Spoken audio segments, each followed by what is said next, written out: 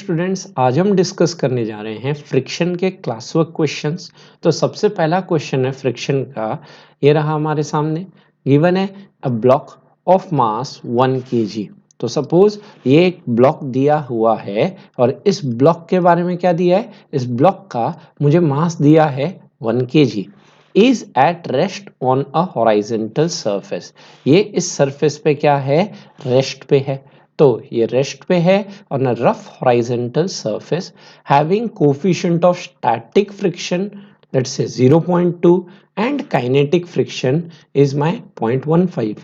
Find the frictional force if a horizontal force। तो friction ground कितना देगा अगर इस पे जो एफ फोर्स लग रहा है 1 न्यूटन हो जाए, 1.96 न्यूटन हो जाए एंड 2.5 न्यूटन हो जाए, is applied on the block. तो क्या करते हैं, यहाँ पे हमें क्वेश्चन में गिवन है, लेट से कोफिशिएंट ऑफ स्टैटिक फ्रिक्शन ये दिया हुआ है अपने को 0.2 and coefficient of kinetic friction हमें दिया हुआ है इस 0.15 करके। अब मुझसे पूछा गया है कि बताइए यहाँ पे कितना फ्रिक्शन लगेगा ग्राउंड के द्वारा।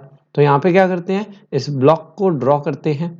इस ब्लॉक का मास कितना है 1 kg। अब इस ब्लॉक पे कौन से फोर्सेस लगेंगे, लेट्स से। तो सबसे पहले ग्रेविटी वेट नीचे की तरफ, दैट इज mg 10 न्यूटन। और हम यहाँ पे कह सकते हैं ग्राउंड इस पे नॉर्मल कहाँ देगा, ऊपर की तरफ देगा। अब यहाँ पे बात हो रही है अगर ये force F 1 Newton, 1.96 Newton and 2.5 Newton हो जाए, उस केस में हम यहाँ पे पूछ रहे हैं फ्रिक्शन जो ये ग्राउंड देने वाला है वो फ्रिक्शन कितना देगा। लेट से पीछे की तरफ हम बोलते हैं जो फ्रिक्शन लगना चाहिए वो फ्रिक्शन फाइंड आउट करना है। अब वो फ्रिक्शन दो टाइप का फ्रिक्शन हो सकता है, काइनेटिक फ्रिक्शन या स्टैटिक फ्रिक्शन। तो यहाँ पे हम वो काइनेटिक होगा स्टैटिक होगा वही हमें डिटरमाइन करना है। तो यहाँ पे हम क्या करते हैं, तो ये फ्रिक्शन हम डिटरमाइन करना चाहते हैं जो ग्राउंड के द्वारा इस ऑब्जेक्ट पे लग रहा है। तो वाई डायरेक्शन में अगर मैं फोर्स बैलेंस करने जाऊं तो वाई डायरेक्शन में देख सकता हूं नॉर्मल जो है वो 10 न्यूटन हो गया। अब फ्रिक्शन कितना होगा ना, चाहे काइनेटिक हो या स्टैटिक हो, फ्रिक्शन जो लगता है वो हमारा म्यू एन करके कहा जाता है। अब वो म्यू एन की वैल्यू क्या होगी वो डिपेंड करेगा स्टैटिक है या काइनेटिक है। और मैक्सिमम जो स्टैटिक फ्रिक्शन ये ग्राउंड इसको दे सकता था रोकने के लिए, उस मैक्सिमम स्टैटिक फ्रिक्शन को हम लिमिटिंग फ्रिक्शन कहते हैं, जिसकी वैल्यू सिंपली क्या होती है म्यू एस इंटू एन कह दिया जाए। अब म्यू एस तो मुझे क्वेश्चन में है 0.2 और नॉर्मल जो गिवन है क्वेश्चन में है ना, हमने सॉल्व किया 10 न्यूटन आया। तो 0.2 इंटू 10 इज माई 2 न्यूटन। तो नॉर्मल ग्राउंड के द्वारा इज 10 न्यूटन। उसके बाद आते हैं बात करने, है ना, काइनेटिक फ्रिक्शन जो कांस्टेंट होता है। तो वो कांस्टेंट काइनेटिक फ्रिक्शन कितना लगेगा, उसके लिए हम लिख सकते हैं म्यू के इंटू एन। और म्यू के की वैल्यू हमने निकाली है 0.15। तो यहाँ पे क्वेश्चन में था 0.15 और नॉर्मल जो है दैट इज योर 10 न्यूटन। तो 0.15 इंटू 10 ये निकल के आया मेरा 1.5 न्यूटन। अब क्या करते हैं, अब अलग अलग केसेस पे आते हैं। जैसे फर्स्ट केस ना, तो ये maximum static that is limiting and maximum kinetic वाला केस आ गया। अब सबसे पहला केस आते हैं जब इस बॉडी पे 1 न्यूटन फोर्स लगे। तो ये जो बॉडी है मेरी, अब इस बॉडी पे अगर फोर्स हॉरिजॉन्टल फोर्स मैं कह रहा हूँ 1 न्यूटन लग रहा है, तो ये जो ग्राउंड है जिस पे ये ऑब्जेक्ट पड़ा हुआ है, ये ग्राउंड रोकने के लिए मैक्सिमम कितना फ्रिक्शन लगा सकता था, कहा जाए 2 न्यूटन। चाहिए कितना यहाँ पे रोकने के लिए 1 न्यूटन, है ना। मैक्सिमम ग्राउंड की कैपेसिटी थी 2 न्यूटन, पर रोकने के लिए सफिशियंट है 1 न्यूटन। तो यहाँ 1 न्यूटन फोर्स आगे लगाओगे एक्सटर्नल फोर्स, तो ग्राउंड इसको रोकने के लिए पीछे की तरफ कितना फ्रिक्शन लगाएगा, 1 न्यूटन इज सफिशियंट। तो इस केस में फ्रिक्शन जो लगेगा 1 न्यूटन लगेगा और वो फ्रिक्शन स्टैटिक फ्रिक्शन ही कहलाएगा, क्योंकि अब ये बॉडी रेस्ट पे ही रहेगी, पहले भी रेस्ट पे थी, है ना। इनिशियल वेलोसिटी अगर मैं कहूँ ये भी अभी रेस्ट पे ही था, तो फाइनल वेलोसिटी भी कितना हो जाएगा, रेस्ट पे ही हो जाएगा। इसीलिए फ्रिक्शन स्टैटिक फ्रिक्शन ही रहेगा।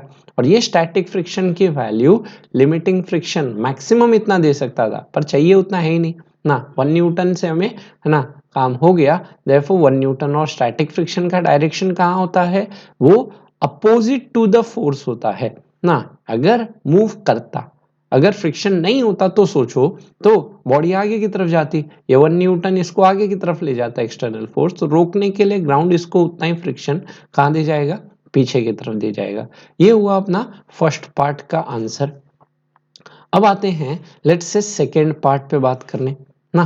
तो अब हम डिस्कस करेंगे जब इस पे ग्राउंड है ना कितना फोर्स लगाएगा, अगर 1.96 न्यूटन क्या लगाया जाए इस पे, एक्सटर्नल फोर्स लगाया जाए, तब है ना कितना फ्रिक्शन चाहिए इस ब्लॉक को है ना रोकने के लिए। तो फिर से वही सीन देखते हैं, ये ग्राउंड रहा। अब यहाँ पे बात हो रही है, अगर ये जो फोर्स F है वो मेरा 1.96 न्यूटन लग जाए, तो ग्राउंड इसको रोकने के लिए मैक्सिमम कितना दे सकता था, 2 न्यूटन। अभी भी ये है ना थ्रेशोल्ड वैल्यू क्रॉस नहीं हुई है, 1.96 अभी भी 2 से छोटा ही है, अभी भी ये अपना पूरा 2 का 2 नहीं लगाने वाला।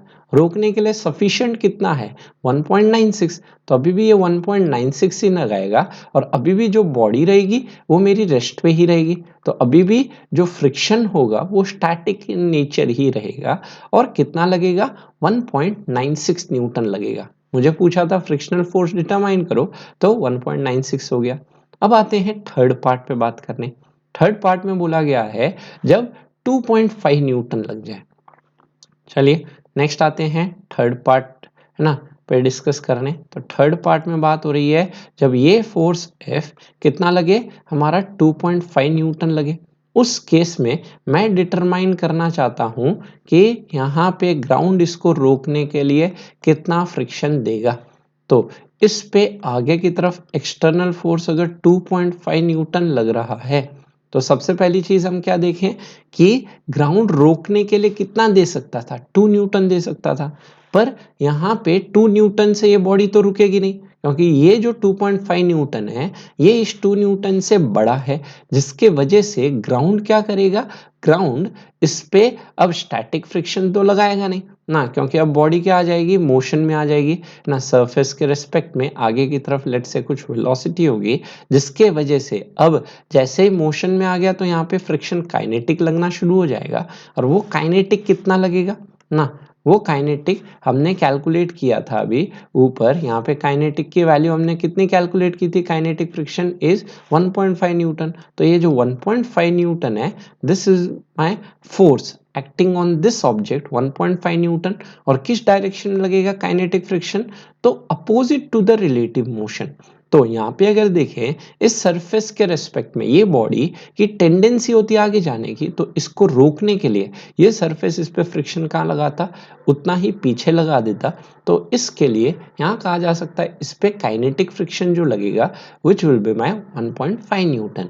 तो ये हमने इन तीन केसेस में, जब 1 न्यूटन लगता है ना, लेट्स से 1.96 न्यूटन लगता, या फिर कहा जाए 2.5 न्यूटन है ना फोर्स लगता, तो उस केस में फ्रिक्शन हमने कैलकुलेट किया। जैसे इस केस में 1 न्यूटन लगते हुए, इस केस में फ्रिक्शन अपना 1.96 न्यूटन लगते हुए, और इस केस में फ्रिक्शन अपना काइनेटिक है ना 1.5 न्यूटन लगते हुए। तो तीनों केसेस में फ्रिक्शन कितना लगेगा वो एक एक करके हमने कैलकुलेट किया।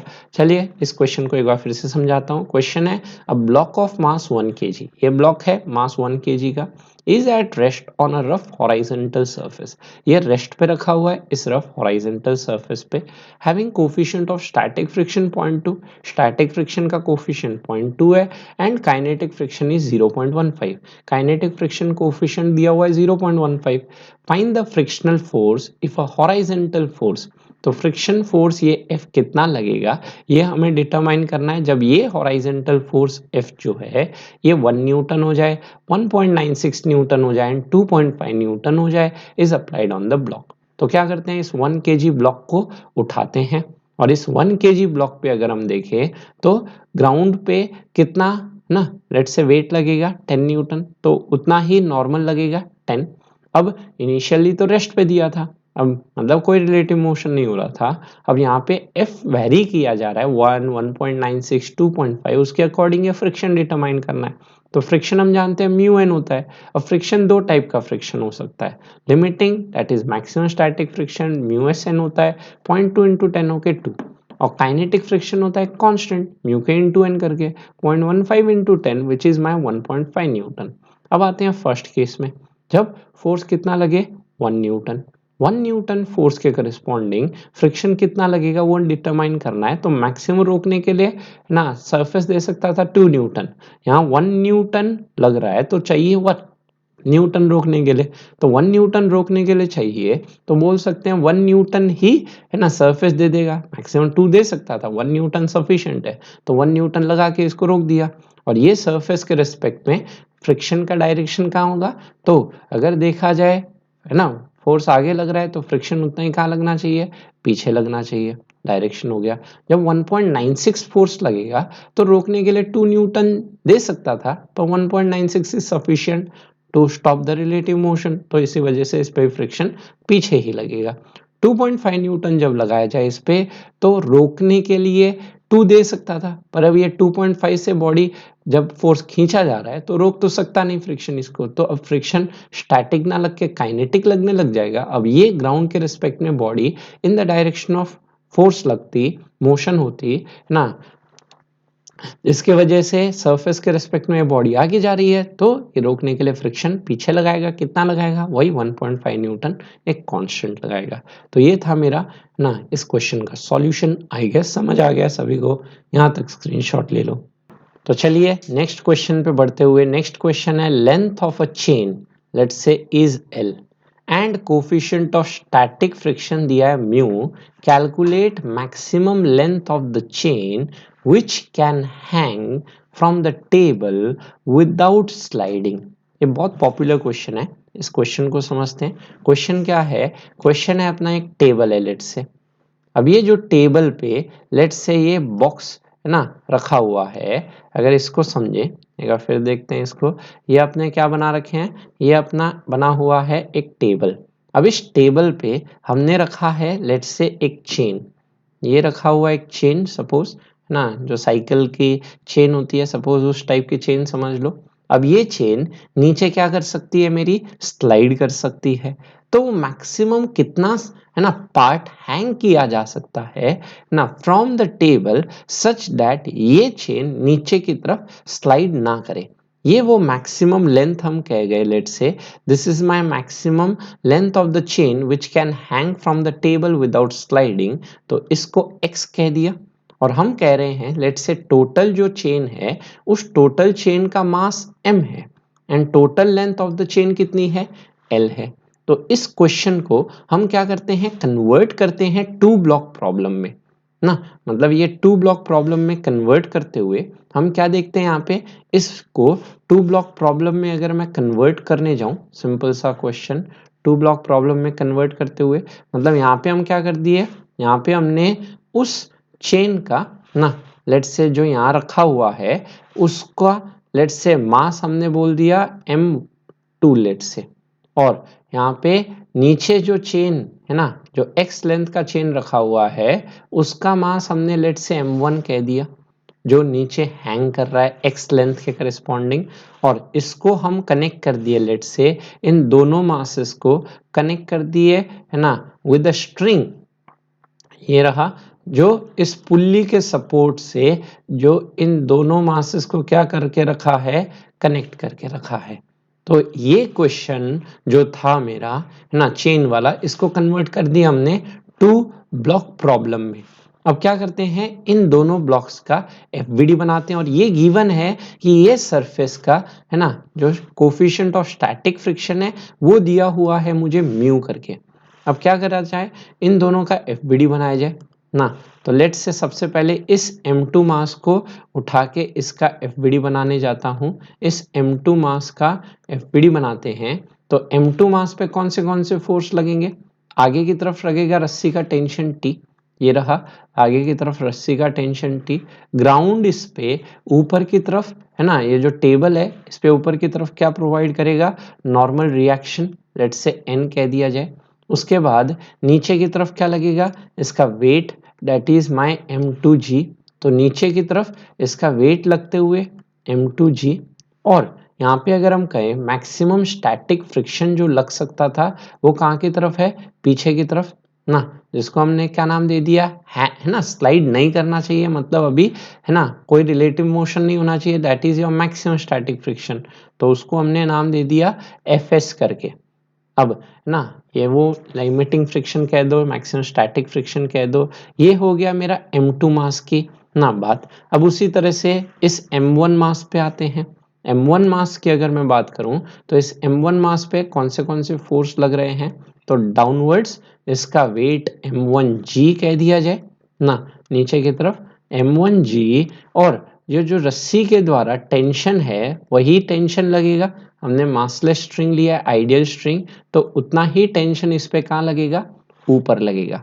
अब क्या करते हैं, इक्वेशंस लिखना शुरू करते हैं। तो यहाँ पे हम बोल सकते हैं सबसे पहले नॉर्मल जो है वो इस केस में कितना है, M2G है, और यहाँ पे x डायरेक्शन में अगर देखूं तो टेंशन जो है वो मेरा maximum static friction which is mu into n हम जानते हैं। तो यहाँ पे म्यू गिवन था, नॉर्मल हमने निकाला था, तो यहाँ से ये दो इक्वेशंस जो आई, यहाँ से हम लिख सकते हैं टेंशन जो निकल के आया म्यू इनटू n की जगह मेरा कितना हो गया, M2G करके हो गया। This is my equation number suppose 1 कह दो। अब उसी तरह से इसके लिए बात करें तो इसके लिए क्या लिख सकते हैं, इसके लिए लिख सकते हैं टेंशन जो है that is your M1G, this is your equation number, है ना, लेट्स से 2 कहा जा सकता है। अब इन दो इक्वेशंस में टेंशन टेंशन बराबर है, तो इन दोनों इक्वेशन को सिंप्लीफाई किया जाए तो यहाँ पे क्या दिख रहा है ना, लेफ्ट वर्ड्स M1G है ना, और राइट वर्ड्स इस म्यू M2G को रख दे, बस यहाँ से टेंशन उठा के यहाँ रख दिया मैंने, और कुछ नहीं किया इन दो इक्वेशंस की मदद से। अब क्या देख सकता हूँ, ये जो g है इस g को कैंसिल आउट कर गया, तो यहाँ से M1 की वैल्यू आ गई मेरी म्यू इंटू M2। अब ये M1 M2 पता करना है ना, जो इतना पार्ट लेट से x हैंग कर रहा था और जो पार्ट यहाँ पड़ा हुआ है, ये M1 M2 पता करते हैं। तो ये M1 M2 कितना होगा, तो यहाँ पे हम देख सकते हैं अगर x length of the chain hang कर रहा था तो टोटल लेंथ अगर चेन का L है तो कितना पार्ट ऊपर रहेगा, L माइनस एक्स कहा जा सकता है ना, x हैंग कर रहा है तो L माइनस एक्स ऊपर पड़ा हुआ है, such that total length of the chain is L। तो यहाँ पे हम बात करें लेट्स से इस पूरी L लेंथ में m मास है, यूनिटरी मेथड, हम बोल सकते हैं L लेंथ में टोटल मास अगर m है तो 1 मीटर में कितना मास हो जाएगा, m बाय L कहा जा सकता है ना, और मास पर यूनिट लेंथ ना, अगर लेंथ में मास डिस्ट्रीब्यूटेड हो उसको हम लीनियर मास डेंसिटी लैम्डा कह सकते हैं। 1 मीटर में लैम्डा मास प्रेजेंट है तो मेरा x metre of the chain में कितना मास होगा, लैम्डा x होगा। कुछ नहीं बोला तो हम मान लेते हैं यूनिफॉर्मली डिस्ट्रीब्यूटेड मास है ना, तो x मीटर में लैम्डा x मास है, और नीचे जो हैंग कर रहा है x मीटर उसके करस्पॉन्डिंग ये जो मास है उस मास को हमने क्या माना था, M1 मास माना था, तो M1 की वैल्यू हमने निकाल ली, ये रही M1। उसी तरह से हम बोलते हैं कि ये जो M2 मास ना किसके करस्पॉन्डिंग है, इस L माइनस एक्स पार्ट के लिए, तो हम बोल सकते हैं सिमिलर वे में L माइनस एक्स लेंथ के करस्पॉन्डिंग कितना मास हो जाएगा, lambda into L minus x कहा जा सकता है। और ये जो mass lambda into L minus x है वो है जो टेबल पे रखा हुआ मास, टेबल पे कौन सा मास है मेरा, M2 मास, तो इसको लिखा जा सकता है M2 मास। अब ये M1 M2 की वैल्यू यहाँ रख दी जाए, तो यहाँ से सिंप्लीफिकेशन करते हैं तो M1 की वैल्यू तो हमारी आ गई लैम्डा एक्स, और M2 की बात करूं तो M2 है म्यू इंटू M2 है lambda into L minus x. अब इसे सिंप्लीफिकेशन पे देख सकते हैं, ये लैम्डा लैम्डा कांस्टेंट है काट दिए, यहाँ पे अब सिंप्लीफाई करते हैं तो x is equal to this is mu l minus क्या बन गया, म्यू एक्स। अब ये म्यू एक्स को है ना लेफ्ट साइड लेके आ जाओ तो this is x plus mu x is equal to mu l. अब यहाँ पे हम क्या कर सकते हैं, इसको यहाँ से यहाँ ले जाते हुए सिंप्लीफाई करते हैं, x कॉमन निकाले तो ब्रैकेट में आ गया mu plus 1 is equal to mu into l. मुझसे कौन सा लेंथ पूछा गया था, जो लेंथ हैंग कर रहा है ना टेबल से, तो x लेंथ आ गया निकल के म्यू एल डिवाइडेड बाय क्या लिखा जा सकता है, म्यू प्लस 1 तो ये वो पार्ट ऑफ द चेन हो गया जो हैंग कर रहा है from the table without sliding. तो ये था मेरा क्वेश्चन।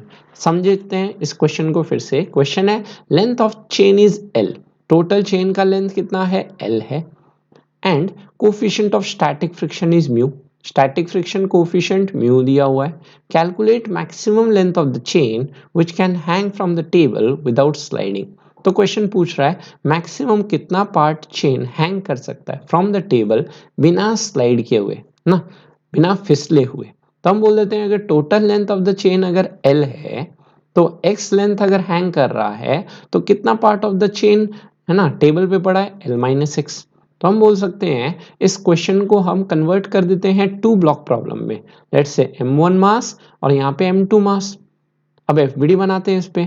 तो इस m2 मास की अगर देखूं तो m2 मास पे कौन से फोर्स लगेंगे, सरफेस के द्वारा नॉर्मल ऊपर, नीचे m2g, आगे की तरफ टेंशन अगर फ्रिक्शन नहीं होता तो ये नीचे की तरफ स्लाइड करता जिसके वजह से ये आगे आता और रोकने के लिए सरफेस टेबल इसको फ्रिक्शन पीछे लगाता।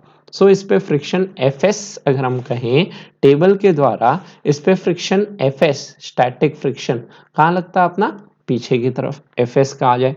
तो नॉर्मल तो m2g और टेंशन बराबर static friction mu n, n की वैल्यू m2g रख दी, टेंशन म्यू m2g आ गया। उसी तरह से इस m1 पे आ जाओ, m1 की बात करो ऊपर टेंशन, नीचे m1g तो टेंशन m1g। अब इन दो इक्वेशन से सिंप्लीफिकेशन t के वैल्यू यहाँ रख दी m1g म्यू m2g, g से g कैंसल्स आउट, m1 बराबर म्यू m2। अब m1 m2 कैलकुलेट करना है तो यहाँ पे L length of the chain में m मास है तो 1 मीटर में m बाई एल मास हो गया, जैसे लैम्डा का आ गया। तो x मीटर जो हैंग कर रहा है उसमें m1 मास कह रहा हूं तो वो m1 लिखा जा सकता है x मीटर में lambda x mass that is m1। तो L माइनस एक्स में कितना हो जाएगा, lambda into L minus x जो टेबल पे रखा हुआ है m2।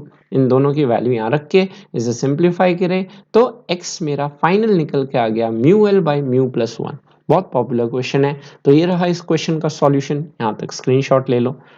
तो चलिए नेक्स्ट क्वेश्चन पे आते हैं। क्वेश्चन है मेरा a block of mass m, let's say एक ब्लॉक है, ब्लॉक का मास कितना दिया हुआ है m, rests on a rough horizontal surface, surface rough है as shown in figure A and B. ये दो सेटअप है ए और B. Coefficient of friction between the block and surface is mu, friction coefficient है ना जो surface के बीच लग रहा है इन दोनों के बीच म्यू दिया हुआ है। A force F equal to mg, यहाँ पे जो फोर्स लग रहा है दोनों पे वो mg लग रहा है, देख रहे हैं मैग्नीट्यूड दोनों का mg है। Acts at an angle theta with the vertical side of the block, ये जो एंगल है जिसपे जो है ना लेट्स से फोर्स लग रहा है वो इस सरफेस के वर्टिकल साइड से थीटा एंगल पे लग रहा है। Find the condition for which the block will move along the surface. तो हमसे पूछा गया वो फ्रिक्शन है ना को ओवरकम करने वाला ना वो कंडीशन बताई जाए कि वो लेट्स से इनके बीच कितना एंगल होना चाहिए है ना, लेट्स से फोर्स कितना होना चाहिए ताकि ये मूव करे, ये एंगल के टर्म्स में हमें बात करना है। तो यहाँ पे क्या कर सकते हैं, यहाँ पे शुरू करते हैं लेट्स से फर्स्ट केस देखते हुए। तो केस 1 सबसे पहले मैं बात कर रहा हूँ। तो केस 1 का क्या बनाने जा रहा हूँ, FBD। तो इस केस 1 के FBD के थ्रू हम यहाँ देख सकते हैं अगर ये जो फोर्स लग रहा है तो ये फोर्स हमारा लेट्स से इस डायरेक्शन में लग रहा है ना, इस वर्टिकल के साथ कितना एंगल बनाते हुए, थीटा। अब इस फोर्स है ना FBD बनाऊंगा तो नीचे मैं देखता हूँ इस पे क्या लगेगा, mg लगेगा। सरफेस इसको नॉर्मल कहाँ प्रोवाइड करेगा, ऊपर की तरफ प्रोवाइड करेगा। अब इस है ना ये जो फोर्स के कंपोनेंट रिजॉल्व किए जाए तो ऊपर की तरफ ये F y डायरेक्शन के साथ एंगल बना रहा है थीटा, तो y कंपोनेंट हो गया इसका F cos थीटा और x कंपोनेंट इस फोर्स का निकल के आया मेरा F sin थीटा। अब यहाँ पे हम क्या कह सकते हैं, जो फ्रिक्शन है ना यहाँ पे चाहिए, लेट्स से बोला गया है block moves along the surface, तो यहाँ पे हम बोल सकते हैं कि यहाँ पे जो फ्रिक्शन होगा F, ठीक है, वो F क्या होना चाहिए, इस F sin थीटा से छोटा होना चाहिए फॉर मूवमेंट। अब यही हमें चेकआउट करना है। तो सबसे पहले इक्वेशंस पे काम करें। तो सबसे पहले हम क्या लिख सकते हैं, वाई डायरेक्शन में हम बोल सकते हैं अपना n plus F cos theta जो है वो कितना आ गया, वो आ गया mg ना। तो यहाँ से हम क्या लिख सकते हैं, f मुझे क्वेश्चन में दिया था mg है, तो mg रख दो यहाँ पे। तो n plus this is your mg का cos थीटा, ये बना हुआ है mg। तो यहाँ से हम इस mg cos थीटा को राइट साइड ले गए तो mg कॉमन, यहाँ पे बन गया मेरा 1 minus cos of theta. This is your equation number 1। अब सिमिलर वे में अगर मूवमेंट की बात हो रही है तो ये एफ साइन थीटा जस्ट इस फ्रिक्शन से क्या होना चाहिए, बड़ा होना चाहिए कहा जा सकता है। तो हम यहाँ पे लिख सकते हैं ना, for let's say relative motion ना टू मूव, ठीक है। तो यहाँ से हम बोल सकते हैं फॉर रिलेटिव मोशन कंडीशन होगी मेरी एफ साइन थीटा जो होगा वो इस फ्रिक्शन से क्या होना चाहिए, बड़ा होना चाहिए ना। Find the condition for which the block will move, तो ब्लॉक मूव करेगा मतलब है ना वो F sine theta let's say friction से बड़ा हो जाए है ना। दैट इज एफ तो मेरे पास एम जी है, तो m g into sine theta जो फ्रिक्शन है वो कितना है म्यू एन। तो यहाँ से हम बोल सकते हैं दैट इज एम जी का साइन थीटा जो होगा म्यू इंटू एन हमने ऊपर निकाला हुआ है, that is m g into क्या लिखा जा सकता है 1 माइनस कॉस ऑफ थीटा। अब यहाँ पे हम क्या कर सकते हैं, सिंप्लीफिकेशन में वो एंगल थीटा हमें पता करना था, एम जी कैंसल्स आउट। तो यहाँ से मेरे पास आ गया sine theta let's say is greater then, क्या बोल सकता हूँ म्यू इंटू 1 माइनस क्या बन के आया कॉस थीटा। तो यहाँ से हम लिख सकते हैं mu is less then let's say sign theta divided by 1 minus cos theta. अब चाहे तो इसे और फर्दर सिंप्लीफाई करना चाहो सिंप्लीफाई कर सकते हो ट्रिगो लगा के। यहाँ पे हम देख सकते हैं कॉस 2 थीटा का फॉर्मूला अगर लगाऊं तो कॉस 2 थीटा हम जानते हैं कितना होता है, is 1 minus 2 sine square theta होता है। तो इस 2 साइन स्क्वायर थीटा को आप राइट साइड लेके आते हो, यहाँ पे 1 माइनस इसको कॉस 2 थीटा कर दिया जाए। तो अगर यहाँ पे मैं देख रहा हूँ यहाँ थीटा है ना, 2 थीटा की जगह यहाँ थीटा है, अगर कॉस ऑफ थीटा बना हुआ है तो यहाँ राइट साइड में ये 2 थीटा है तो थीटा हुआ, तो यहाँ पे थीटा होगा तो यहाँ उसका आधा एंगल हो जाएगा। तो ये बन गया 2 sine square this is theta by 2। तो डिनोमिनेटर में ये तो मेरा बन गया म्यू इज लेस देन, यहाँ पे साइन थीटा की जगह साइन 2 थीटा का फॉर्मूला हम जानते हैं 2 साइन आधा angle cos of similar way में आधा angle divided by 1 minus cos theta जो हमने ऊपर निकाला 2 साइन स्क्वायर क्या पड़ा हुआ है थीटा बाई 2। अब सिंप्लीफिकेशन पे देखते हैं, इस 2 से 2 कैंसल्स आउट, ये साइन थीटा बाई 2 एक साइन थीटा बाई 2 को कैंसिल कर गया, तो ये सिंप्लीफिकेशन होके आ जाएगा म्यू इज लेस देन, अब कॉस ऊपर नीचे साइन, तो ये क्या बन गया अपना कॉट ऑफ क्या लिख सकते हैं थीटा बाई 2। तो हम बोल सकते हैं कि लेट्स से म्यू की वैल्यू जो फ्रिक्शन कोफिशिएंट है वो मेरा अगर कॉट थीटा बाई 2 से क्या हो बड़ा हो छोटा हो, सॉरी यहाँ पे छोटा हो, तो यहाँ पे क्या हो जाएगा आपका रिलेटिव मोशन शुरू हो जाएगा। म्यू की वैल्यू अगर कॉट थीटा बाई 2 के बराबर हो जाती तो उस केस में जस्ट उसके बाद मोशन शुरू हो जाता। तो ये था मेरा इस क्वेश्चन का एक्सप्लेनेशन। एक बार फिर से समझ लेते हैं। क्वेश्चन है block of mass M rests on a rough horizontal surface, first case दिखा रहा हूँ, रफ पे सरफेस पे रखा है as shown in figure A. सबसे पहले coefficient of friction between block and surface mu दिया हुआ है, फोर्स जो लग रहा है वो mg at an angle theta with vertical side of the block, ये F फोर्स थीटा एंगल पे लग रहा है। Find condition for which the block will move along the surface, तो इस F को रिजॉल्व करता हूँ, ये F साइन थीटा ये F कॉस थीटा, ऊपर नॉर्मल नीचे mg लेफ्ट में फ्रिक्शन, तो n plus F cos theta mg okay, n plus F cos theta mg, तो यहाँ पे बोल सकते हैं n plus mg cos theta बराबर mg। अब यहाँ पे mg राइट साइड ले गए सिंप्लीफिकेशन पे नॉर्मल आया। अब मूव करने के लिए कंडीशन है कि एफ साइन थीटा जो है वो फ्रिक्शन से बड़ा, तो mg sine theta greater than mu n, mg sine theta greater than mu mg 1 minus cos theta, 1 minus cos theta नीचे लाए, अब sine theta 2 sine theta by 2 cos theta by 2, और नीचे ये 1 माइनस कॉस थीटा हमने देखा 2 sine square theta by 2 होता है, यहाँ से म्यू आया कॉट थीटा बाई 2 से छोटा। और बुक्स में आपको ये भी देखने मिलेगा कि mu is less than equal to, वो इक्वल टू बस बता रहा है कि उसके बाद जस्ट रिलेटिव मोशन शुरू हो जाएगा। तो ये था मेरा नेक्स्ट क्वेश्चन का सॉल्यूशन। यहां तक सब लोग स्क्रीनशॉट लो। तो चलिए अब इसके पार्ट बी पे आते हैं। ये रहा पार्ट बी वाला सिचुएशन। तो इस बी वाले पार्ट पे हम क्या देख सकते हैं, यहाँ पे अगर देखा जाए इस ब्लॉक एम मास की अगर मैं बात करूं तो क्या क्या होगा यहाँ पे, इस डायरेक्शन में आपका लग रहा है mg फोर्स है ना, जो F एक्सटर्नल फोर्स लग रहा है। तो सबसे पहले FBD बनाते हुए नीचे तो mg हो गया, ऊपर सरफेस के द्वारा क्या निकल के आया मेरे पास, नॉर्मल हुआ। अब यहाँ पे हमें दिया हुआ है कि ये जो mg फोर्स लग रहा है इस लाइन के अलोंग लग रहा है। तो इस लाइन के अलोंग क्या कहते हुए ये फोर्स F लग रहा है, और ये इसके साथ वर्टिकल के साथ y एक्सिस के साथ थीटा बना रहा है। तो ये वर्टिकल अपोजिट एंगल हो के थीटा। अब इस फोर्स को रिजॉल्व करो, y के साथ बना रहा है तो x component f sine theta, और नीचे के अलोंग कंपोनेंट हो गया मेरा f cos थीटा जिसके साथ एंगल बनाएगा। अब यहाँ पे हम क्या बोल सकते हैं, यहाँ पे हम बोल सकते हैं कि इस केस में ना जो अपना लेट से f cos थीटा हुआ, अब यहाँ पे मूवमेंट के लिए ये f साइन थीटा फिर से आपका इस फ्रिक्शन से जो सरफेस दे रहा था उससे क्या होना चाहिए, बड़ा होना चाहिए। अब यहाँ पे हम पहले नॉर्मल की बात करते हैं। तो हम यहाँ देख सकते हैं नॉर्मल जो y डायरेक्शन में है वो मेरा किसके बराबर है, वो है मेरा mg प्लस मैं बोल सकता हूं अपना f cos ऑफ थीटा के बराबर है। ये है इक्वेशन नंबर 1। अब सिमिलर वे में क्या करते हैं हम काम, सिमिलर वे में हम कंडीशन की बात करते हैं ना। फॉर मूवमेंट हम क्या लिख सकते हैं, f साइन थीटा जो होना चाहिए वो आपका लेट्स से फ्रिक्शन से क्या होना चाहिए, बड़ा होना चाहिए। अब f साइन थीटा है ना, अब फिर से वही बात है, जब फ्रिक्शन के जस्ट लिमिटिंग फ्रिक्शन के जस्ट बराबर हो जाएगा उसके बाद मूव करना शुरू हो जाएगा है ना।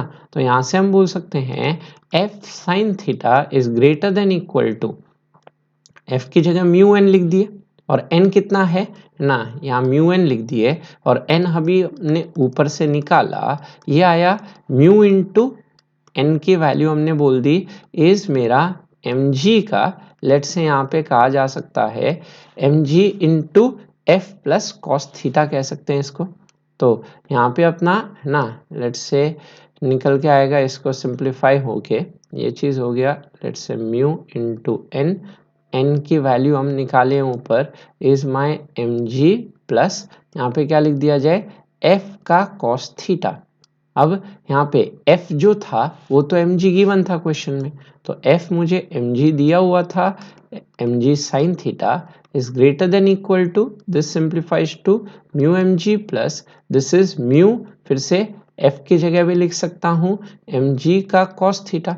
अब क्या देख रहा हूँ यहाँ पे देख रहा हूँ mg mg mg कॉमन निकल के कट गया, तो यहाँ पे मेरा इक्वेशन सिंप्लीफाई होके बन गया इज साइन थीटा, यहाँ पे बोल सकते हैं is greater than mu common निकल जाए तो this is 1 plus cos theta बन गया।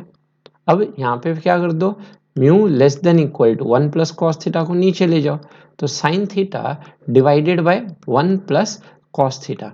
अब कहानी वही है, थोड़ा ट्रिगो काम करना है, तो mu is less than equal to sine 2 theta का फॉर्मूला हम जानते हैं 2 साइन थीटा बाई 2 एंड अपना कॉस ऑफ थीटा बाई 2 होता है। उसी तरह से इस 1 प्लस कॉस थीटा की बोलूं तो कॉस 2 थीटा का एक और फॉर्मूला होता है आपका, एक 1 माइनस 2 साइन स्क्वायर थीटा पढ़ाया था और एक पढ़े थे हम 2 कॉस स्क्वायर थीटा माइनस 1। तो इस 1 को राइट साइड ले जाएं तो this is 1 plus cos 2 theta. ये हमने क्या बोल सकते हैं, इस 2 कॉस स्क्वायर थीटा। तो यहाँ पे अगर कॉस 2 थीटा की जगह अगर कॉस थीटा बन जाए, यहाँ पे 2 थीटा की जगह थीटा हो जाए तो यहाँ 2 थीटा था, यहाँ उसका आधा एंगल थीटा, तो ये हो गया आधा करते हुए थीटा बाई 2। तो यहाँ से हम बोल सकते हैं म्यू है ना, ये जो म्यू है ना, इस म्यू 1 प्लस कॉस थीटा की जगह नीचे लिख दिया 2 कॉस स्क्वायर क्या है थीटा बाय 2 करते हुए। तो यहाँ से अब है ना काटते हैं तो 2 से 2 कैंसिल हो गया, एक कॉस थीटा बाई 2 एक कॉस थीटा बाई 2 कैंसिल किया मेरा, तो मेरा फाइनल आंसर क्या आया निकल के, mu is less than equal to ऊपर साइन नीचे कॉस, तो मैं बोल सकता हूँ tan ऑफ क्या बन गया अपना थीटा बाई 2 बन के आ गया। तो ये वो कंडीशन है लेट से जिसके लिए क्या कहा जा सकता है, यहाँ पे रिलेटिव मोशन शुरू हो जाएगा। तो इस क्वेश्चन को समझते हैं। यहाँ पे फिर से वही बोला है, इस एम मास को मोशन कराना है, तो ये एफ फोर्स इस डायरेक्शन में, ये थीटा, ये कंपोनेंट एफ साइन थीटा, नीचे एफ कॉस थीटा, नीचे एम जी, नॉर्मल ऊपर, तो नॉर्मल जो है M G plus F cos theta बन गया, और हॉराइजेंटल में एफ साइन थीटा फ्रिक्शन से बड़ा या बराबर हो जाएगा, तो मोशन जस्ट शुरू होने वाला होगा। तो एफ की वैल्यू म्यू एन लिख दिए, M G plus F cos theta, M G cancel हो गया, साइन थीटा यहाँ से सिंप्लीफिकेशन पे म्यू आया निकल के tan ऑफ थीटा बाई 2। तो ये था मेरा इस क्वेश्चन का सॉल्यूशन। यहाँ तक सब लोग स्क्रीनशॉट ले लो। तो चलिए आज के लिए इतना ही, नेक्स्ट वीडियो में मिलते हैं अगले क्वेश्चंस के साथ। होप आपको वीडियो अच्छा लगा है तो वीडियो को जरूर लाइक करें, शेयर करें और जितना हो सके इस चैनल को ग्रो कराएं। Thank you.